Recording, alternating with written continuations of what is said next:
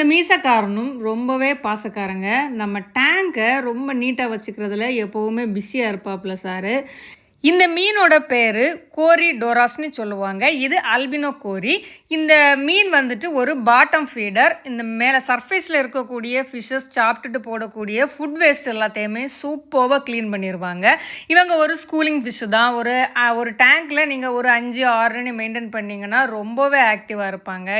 இந்த மீன் ரொம்ப ஃப்ரெண்ட்லி, எந்த ஃபிஷ்ஷையும் டிஸ்டர்ப் பண்ணாது. கம்யூனிட்டி டேங்குக்கு சூப்பராக சூட் ஆகும்.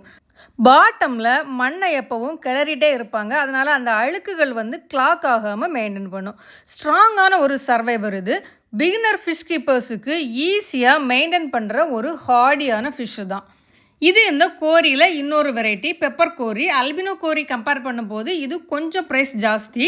இந்த பாட்டமில் வரக்கூடிய அந்த ஃபுட் வேஸ்ட் எல்லாம் காலி பண்ணிட்டாலே நம்மளோட பிளான்ட்ஸ் எல்லாம் ரொம்ப ஹெல்த்தியாக இருக்கும். நிறைய பிளான்டட் அக்வாரியம் வைக்கிற கஸ்டமர்ஸ் என்ன சொல்கிறாங்கன்னா, பிளான்ட்ஸ் எல்லாம் கொஞ்சம் நாளில் பிளாக் கலரில் ஃபங்கஸ் மாதிரி ஆயிடுது. அது எதனாலன்னா இதுதான் ரீசன். அந்த ஃபுட் வேஸ்ட் கீழே இல்லாமல் க்ளீன் பண்ணுறதுக்கு இந்த ஃபிஷ்ஷஸை ஆட் பண்ணால் மட்டும்தான் உங்கள் டேங்கு ரொம்பவே ஹெல்த்தியாக இருக்கும். இந்த மீனை நீங்கள் கப்பீஸ், மாலிஸ், டெட்ராஸ், ஷ்ரிம்பு இருக்கக்கூடிய டேங்க்லலாம் வச்சிங்கன்னா டேங்கு சூப்பராகவே மெயின்டைன் ஆகும். ரொம்ப அக்ரெசிவான ஆஸ்கார் மாதிரியான ஃபிஷ்ஷஸ் கூட இவங்களை வைக்காதீங்க. இந்த மீசக்காரனை உங்கள் அக்வாரியம்லையும் ஆட் பண்ணி அக்வாரியமை க்ளீன் அண்ட் ஹெல்த்தியாகவும் ஃபிஷ்ஷை ஹாப்பியாகவும் வச்சுக்கோங்க. வீடியோ பிடிச்சிருந்தா லைக் பண்ணி நம்ம சேனலை சப்ஸ்கிரைப் பண்ணி வச்சுக்கோங்க. மீன் வளர்க்குறவங்க ஃப்ரெண்டுக்கு மறக்காமல் ஷேர் பண்ணிடுங்க.